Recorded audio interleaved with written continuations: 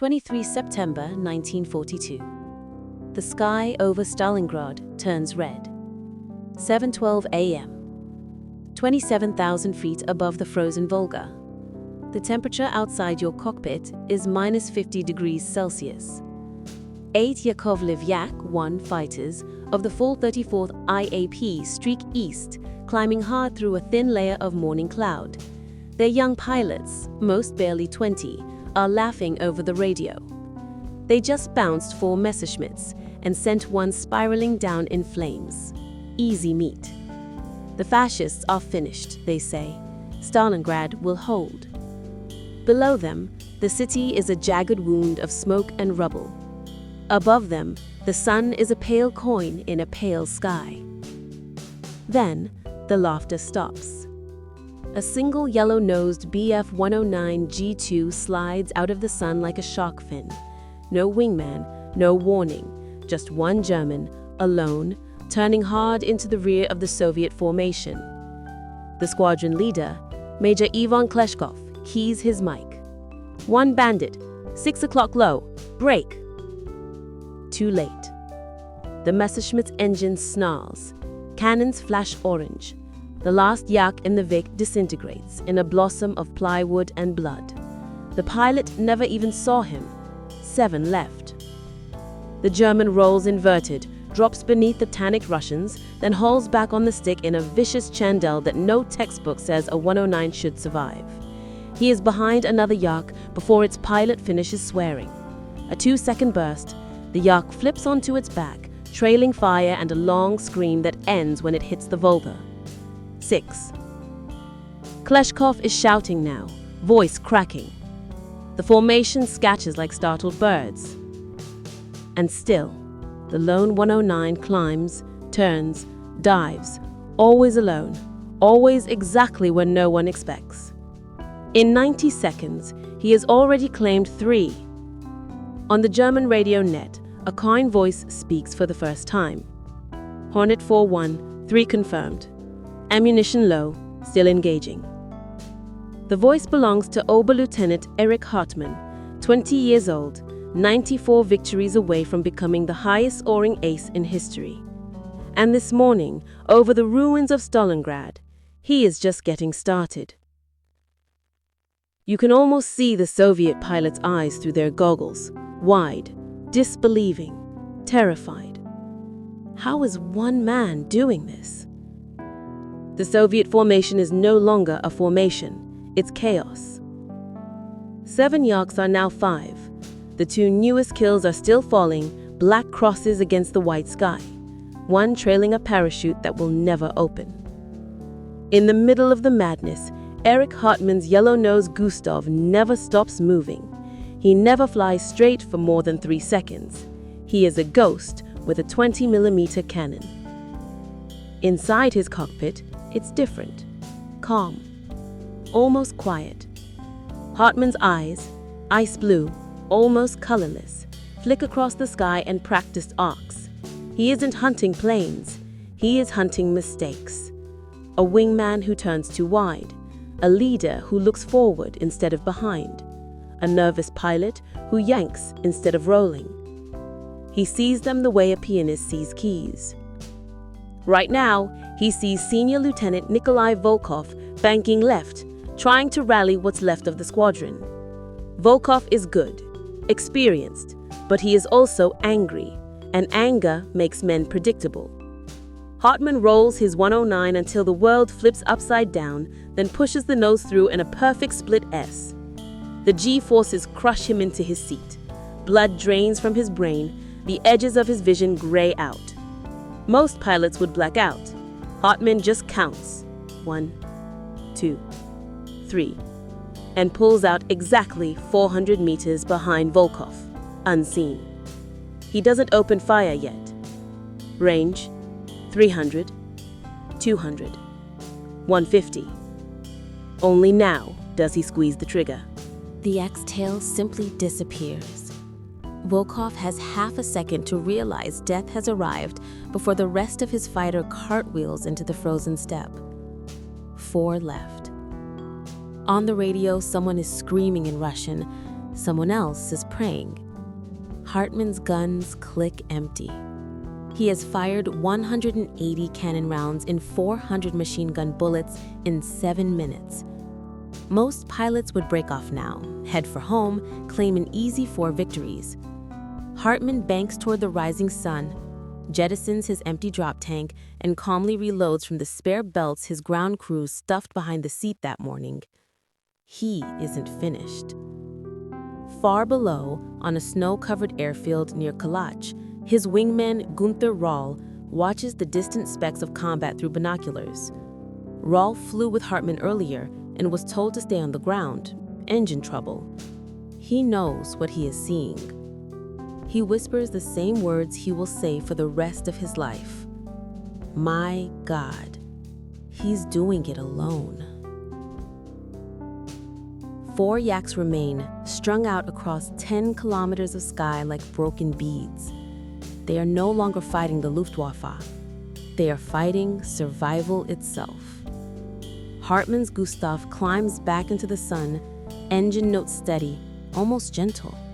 His altimeter reads 6,000 meters, fuel 30 minutes left, ammunition 1 fresh belt of 20 millimeters and half a load of 7.92. Enough.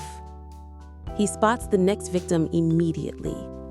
A lone Yak 1 lagging behind the others, pilot twisting desperately in his seat, searching the blinding eastern sky. The Russian never thinks to look higher. Nobody ever does. Hartman rolls the 109 onto its back and dives, not steep, almost lazy, letting the Messerschmitt gather speed until the airframe begins to shudder. At 700 kilometers per hour, the wings tremble like they want to tear off. Most pilots would ease back. Hartman waits another 3 seconds. He levels at 800 meters behind the Yak, so close he can read the faded red star and the pilot squadron number painted under the cockpit. The Russian finally sees him, tries to brake left. Too late. A short, precise burst. The Yak's engine erupts in orange fire. The canopy flies off. The pilot stands up in his straps, fighting the slipstream, then tumbles out. His parachute opens just above the rooftops of burning Stalingrad. He will live. Hartman never shoots parachutes. Not his style. 3 left. Now the Soviets are truly panicked. One breaks east for home, at full throttle, alone. Another dives for the deck, skimming the Volga ice at treetop height. The third, the bravest, or the most foolish, actually turns back toward the German, guns flashing defiantly. Hartman almost smiles. He lets the brave one close to 500 meters, then flicks into a tight barrel roll that bleeds off just enough speed. The Yak overshoots, suddenly in front. Hartman pulls the nose up, fires from below. The Yak's Benny tank explodes like a firework. The Yak flips, sheds a wing, and spirals into the frozen river with a sound like a giant bell struck once. 2. The one fleeing east is already a shrinking dot. Hartman could catch him. The 109 is faster, but he doesn't. Let one go. Let him carry the story back. Because this isn't about 9 kills. This is about terror. And the last Yak 1, the one hugging the ground, is about to learn what real terror feels like. Hartman pushes the throttle through the gate, dives after him. The chase is on. The last Yak 1 is flying for its life, skimming the Volga at 20 meters, propeller chopping ice crystals into glittering clouds. The pilot, Lieutenant Alexei Petrov, 21 victories, knows every trick. He jinks between skeletal factory chimneys, ducks under power lines, rolls over frozen barges. His hands are white on the stick. Sweat freezes on his forehead. Behind him, half a kilometer back and closing fast, the yellow-nosed 109 follows as if glued to his tail. Petrov risks a glance in the mirror. The German is not even trying to shoot yet. He's just there, calm, patient. Petrov's engine coughs. He's been at emergency power for 4 minutes. Oil temperature redlined. He makes his choice. He yanks the stick back, zooms straight up in a desperate vertical climb, hoping to force an overshoot. Hartman anticipated it hours ago. The moment Petrov's nose points skyward, Hartman pulls up into a hammerhead stall of his own, flips at the top like a dolphin, and drops straight down the yak's spine. Petrov never finishes the climb. A 3-second burst at 100 meters tears the yak from cockpit to tail. The canopy shatters. Petrov is already dead when the fighter rolls over and smashes into a snow-covered rail yard outside Stalingrad's northern suburbs. One left. The lone survivor, the one Hartman deliberately let escape, is now 30 kilometers away, throttle wide open, sobbing into his oxygen mask. He will land at his airfield with an empty gun button and a story no one will believe until the gun camera film is developed in Berlin weeks later. 07:41 a.m. Hartman circles the burning wreckage once, low and slow, almost respectful.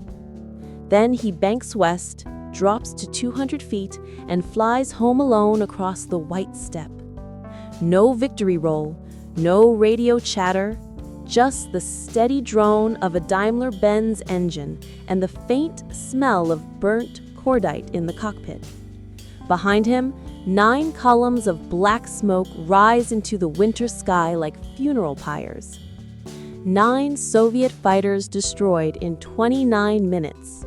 By one man, in one mission, in one morning, that will be whispered about in mess halls from the Arctic Circle to the Caucasus for the rest of the war. Airfield Pitomnik, 40 kilometers west of the Stalingrad pocket. The snow is knee-deep on the dispersal pans. Ground crew in greatcoats and felt boots stand in silence as the lone yellow-nosed Bf-109 G2 rolls to a stop in front of the wooden operations hut. No one runs out with the usual ladder and backslaps. No one waves. They simply stare. Hartman climbs down slowly, stiff from G-forces and cold. His face is pale, almost childlike under the crushed service cap. Frost clings to his eyelashes. He pulls off his gloves with his teeth and lights a cigarette with fingers that barely tremble. His crew chief, Unteroffizier Fritz Haberland, finally finds his voice. 9? Herr Oberleutnant? Hartman exhales smoke, nods once. 9. Haberland crosses himself, even though the party banned it years ago. Inside the hut, the Geschwaderkommandeur, Major Gunther von Moltmann, is already on the telephone to JK-52's headquarters. His voice is low, almost reverent. Tell the Reichsmarschall we have a new record. 1 pilot, 1 sortie, 9 confirmed. Pilot unhurt, aircraft serviceable. A pause. Then, yes, the same Hartman, the one from Karlsruhe. Word spreads faster than the winter wind. By noon, every pilot on the Eastern Front knows. By nightfall, every Soviet pilot within 500 kilometers knows too. They start calling him the Black Devil of the South. Hartman hates the nickname. He just wanted to come home alive. But something has changed forever. The myth is born in the snow that morning. The idea that one man, in the right machine, with the right eyes, can break an entire squadron's will in half an hour.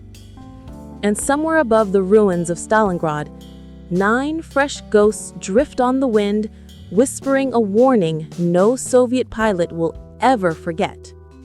Never fly straight, never look forward, and never, ever believe you're safe just because the sky looks empty. Because somewhere up there, a 20-year-old with ice blue eyes is already seeing you first.